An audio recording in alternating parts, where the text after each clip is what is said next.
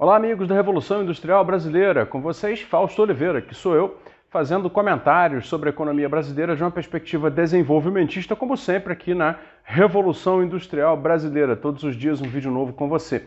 Bom, hoje é dia 2 de novembro, feriado no Brasil, e não é que não haja assunto para comentar sobre economia, sempre há. Só não há para quem acha que a economia é restrita ao assunto do mercado financeiro, que hoje não trabalhou. Não trabalhou, vírgula, porque eles estão sempre trabalhando na especulação financeira, né? Aquilo trabalha meio que sozinho em prol do rentismo. Mas como a gente tem uma perspectiva sobre a economia que não está nada restrita ao que é o mercado financeiro, então para nós a economia é vida, a economia é realidade contínua. Não há feriado que pare o fato econômico na vida social. Muito bem, e o assunto de hoje é o seguinte: vocês devem ter reparado que está viralizando aí pela internet um corte do programa Roda Viva com o ator Wagner Moura, recentemente, em que ele denuncia lá com a Vera Magalhães uma situação absolutamente dramática para a indústria cultural brasileira, especificamente no que diz respeito à produção audiovisual. O Wagner Moura, nesse corte, eu também não vi a entrevista inteira, vi apenas esse corte e sobre ele queria falar porque ali tem uma porção de fios interessantes a se puxar. Nesse corte ele diz o seguinte: olha, a indústria audiovisual brasileira está periclitante, está a ponto de morrer. E diz ele que se não fossem os serviços de streaming que estão presentes no Brasil e produzem alguma outra coisa aí dentro produzem no Brasil algum tipo de material audiovisual, a indústria cultural estaria morrendo. E ele coloca o seguinte: olha, apesar de toda a canalice daqueles que dizem que os artistas e produtores culturais brasileiros são ladrões e aproveitadores da Lei Rouanet, que é a lei que dá deduções de imposto de renda de empresas em troca de financiamento de projetos culturais, apesar de ter sido construída essa má fama sobre os agentes de cultura do Brasil, coisa que eu acho absolutamente injusta, ele diz o seguinte, que os principais afetados negativamente por essa nova realidade de seca de investimentos, né, com o fim desse paradigma de financiamento público indireto, que era a Lei Rouanet, os mais afetados não seriam os artistas, as pessoas famosas que ficam na frente das câmeras, e sim os trabalhadores da cultura. O camarada que vai lá, assistentes de produção, que dirigem os caminhões, instalam as luzes, fazem o audiovisual por trás das câmeras, que de fato é muita gente. E aí o Wagner Moura enumera uma série de elementos que compõem os benefícios econômicos da indústria da cultura. E eu concordo com ele. Tá? E acho que tem uma porção de reflexões interessantes para se tratar dentro do que ele falou. Primeiramente, lógico, a importância de uma indústria cultural para o desenvolvimento de um país. Está todo mundo falando agora da série Round 6 da Coreia, que está globalizada já via Netflix, e o Round 6 é só mais um dos muitos produtos culturais com os quais a Coreia do Sul complementa ou talvez suplementa o desenvolvimento econômico produtivo que ela obteve a partir de sofisticação da base produtiva de bens tangíveis, né? Ela suplementa com bens intangíveis, que seriam esses produtos culturais, uma presença mundial que vem a configurar aquilo que na geopolítica se chama soft power. Então é muito importante, de fato, para um país que precisa do desenvolvimento, projetar-se culturalmente. Projetar a sua língua, projetar a sua imagem, projetar suas narrativas, projetar a sua presença antropológica, cultural, sociológica, suas contradições, sua fantasia, sua inventividade, sua criatividade para o mundo. Então, se o Brasil, na verdade, está diminuindo a sua presença cultural no mundo, ou até mesmo sujando essa presença cultural no mundo através dessa bestialidade estética, essa bestialidade cultural que hoje é o governo brasileiro, ao mesmo tempo, isso é mais dramático ainda porque, claro, isso representa o contrário do que deveríamos estar fazendo. O Brasil deveria, na verdade, ampliar a presença, né? Ampliar a participação do audiovisual brasileiro no mundo, ampliar a presença dos livros brasileiros, né, no mundo. Deveria haver programas de tradução dos livros brasileiros para o restante do mundo, etc, etc. Então tem esse aspecto que eu quero concordar com o que o Wagner Moura falou, da importância intrínseca da indústria cultural para a projeção econômica de um país. Ela suplementa o desenvolvimento econômico, é participante de algo que é puramente econômico, ou seja, é a geração de valor através da venda de bens intangíveis, né, ao mercado interno e ao mercado externo. Então, assim, isso é já o suficiente para se caracterizar a importância de uma indústria cultural. Agora, para além disso, a fala do Wagner Moura trouxe outros assuntos muito interessantes. Vejam só, ele colocou que ele diz assim, que o negócio está morto, né? Não fosse o streaming lá do Netflix, da Globoplay, do Amazon Prime, sei lá mais o que, né? Hoje não haveria produção audiovisual no Brasil. Pois bem, então aí, se é assim, então fica claro que o Wagner Moura concorda que políticas de estímulo à produção, no caso cultural, que no fundo é uma produção industrial, e é logo o meu terceiro ponto que eu vou tratar daqui a pouco, que ele próprio diz, é a indústria da cultura, né? Se é necessário que haja uma lei Rouanet para que essa indústria continue existindo, é porque, de fato, as produções industriais, em geral, sejam de bens intangíveis ou de bens tangíveis, sempre contam no capitalismo contemporâneo com algum tipo de associação do Estado, né?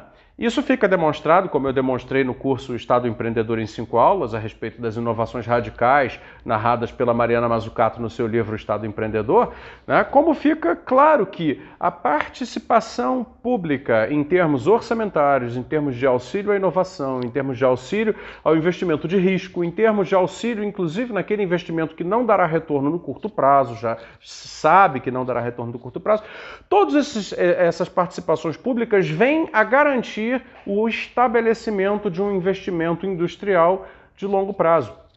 E a indústria cultural não foge à regra. Ela é um investimento cultural de longo prazo.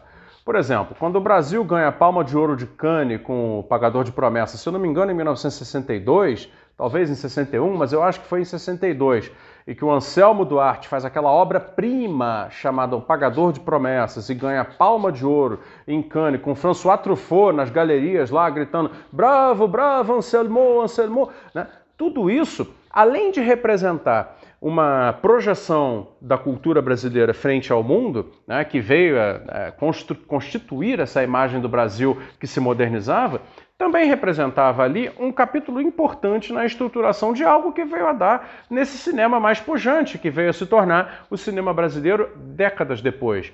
Também com o auxílio da Embrafilme, que era Estado, e depois também, e aí teve o grande momento de refluxo com o governo do Collor, e depois com a tal da retomada que começa a acontecer pós-Fernando Collor, com a Lei Rouanet, ou seja, através de financiamentos públicos, aí já no caso indiretos, pela via da lei que permitia dedução de impostos de renda de empresas privadas, caso elas comprovassem que tivessem investido num projeto cultural. E assim muita coisa na indústria cultural brasileira existiu e prosperou.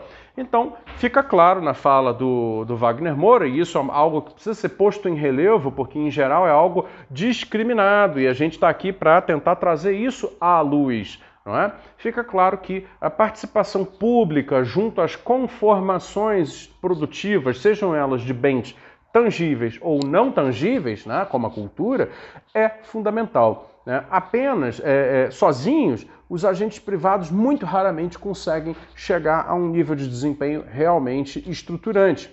Tá? Então tem esse segundo ponto que eu queria comentar a respeito da fala do Wagner Moura. Já o terceiro ponto, e aí é um pouco mais, talvez, filosófico e pessoal meu, é o seguinte.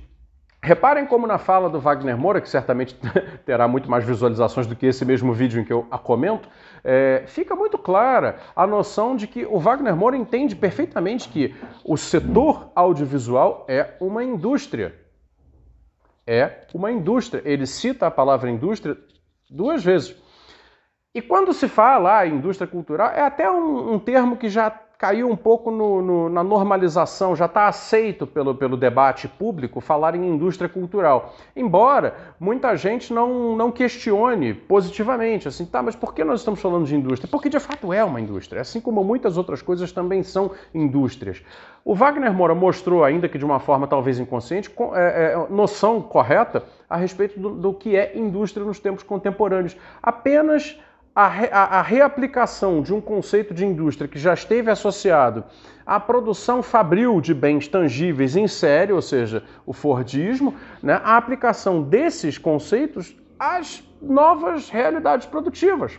No caso, à produção de bens intangíveis de caráter cultural. Quais são esses elementos que permanecem ao longo da trajetória da vida industrial moderna e que vem a produzir esse mundo de tanta multiplicidade, de tanta variedade de coisas e, portanto, de tanta riqueza? É o seguinte, a cultura, assim como ele próprio demonstrou, tem trabalho amplamente dividido por um grupo enorme de pessoas. A divisão social do trabalho é ampla, dentro de uma economia industrial, ou seja, um setor como a cultura que é industrializado, ou deveria ser mais industrializado até, tem por característica uma ampla divisão social do trabalho. É quando o Wagner, por exemplo, fala a respeito de quando eles nos atacam, não atacam os artistas, atacam o cara que está dirigindo o caminhão para levar os refletores, para levar as câmeras, atacam a moça que está servindo a comida lá para as equipes durante longos dias de filmagem, etc. É o trabalho socialmente dividido.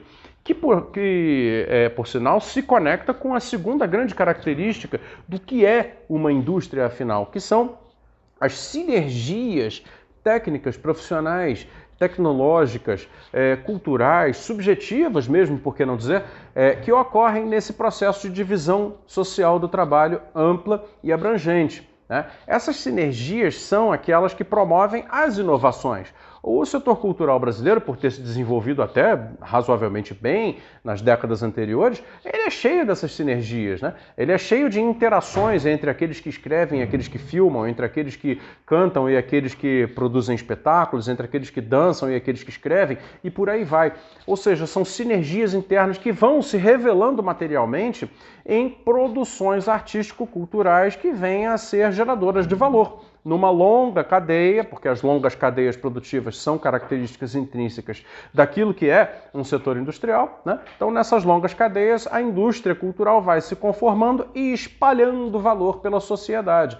A última característica que eu gostaria de pôr em relevo aqui é algo que talvez no aspecto da produção intangível seja menos fácil de ver, mas existe, que é a escalabilidade, Toda produção industrial, no sentido mais assim, digamos, abstrato do termo, é uma produção que tem escalabilidade. Diferente das produções artesanais, que são, em geral, produções unitárias ou de poucas unidades, as produções industrializadas são produções que ganham escala.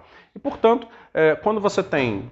Talvez compare uma peça de teatro feita por um grupo pequeno de um bairro perdido numa cidade do interior. Essa peça tem uma determinada escala, ela consegue chegar até um determinado lugar em termos de quantidade de apresentações, cidades até onde ela vai, viagens e contratações para apresentação, etc, etc. Já um espetáculo do Cirque du Soleil, porque é industrializado, conta com essas outras características que eu apresentei, é um espetáculo que se globaliza, vira uma temporada mundial, viaja o mundo inteiro, gera muito valor. E, portanto, claro, enriquece aqueles que participam desta produção. Então, a perspectiva que o Wagner Moura apresenta de indústria cultural é toda ela muito correta, e é lamentável que a produção cultural brasileira esteja hoje sob ataque e sob austeridade suicida, porque ela, de fato, é uma indústria, nesse sentido mais amplo, mais abstrato, mais histórico, talvez, que eu estou colocando aqui, e exatamente por ser uma indústria é que ela, sim, como o Wagner Moura colocou, tem uma enorme capacidade de gerar valor. Só que a questão é a seguinte, no meio do caminho tem uma noção que atravessa isso tudo, que é a noção dos nossos adversários no debate, que dizem que não, que cultura é serviço e, portanto, não precisa ter uma política pública de desenvolvimento. Perceberam aí? Não precisa de Estado, quando precisa. O próprio, um dos nossos principais atores deu a letra. Precisa sim de Estado, claro que precisa, como qualquer política pública de estruturação de um setor industrializado. Seja ele um setor de bens tangíveis, como fábricas, de todas as coisas que nós conhecemos e conversamos aqui, seja a produção de bens intangíveis, como filmes, peças de teatro, músicas, discos e tudo mais, séries de TV, etc, etc, etc. Deixado sozinho, o agente cultural acaba sendo fagocitado pelos que têm poder de oligopólio ou de monopólio na produção industrial cultural desse país em determinado momento, que no caso é quem? Os grandes poderes midiáticos que estão aí produzindo só o que eles querem produzir. E aí? Isso enriquece um país? Isso projeta a imagem do Brasil? Isso cria sinergias? Isso cria cadeias longas da produção cultural? A gente sabe que não. Então, obrigado Wagner Moura por ter feito essa reflexão junto aí a Vera Magalhães no Roda Viva. Será que ele vai ver esse vídeo? Gostaria que visse. E, enfim, já fica convidado para uma entrevista aí na Revolução Industrial Brasileira. Sabe como me achar no Twitter, @FaustoRevindBR. Eu agradeceria muito a oportunidade. Obrigado, pessoal. Um abraço.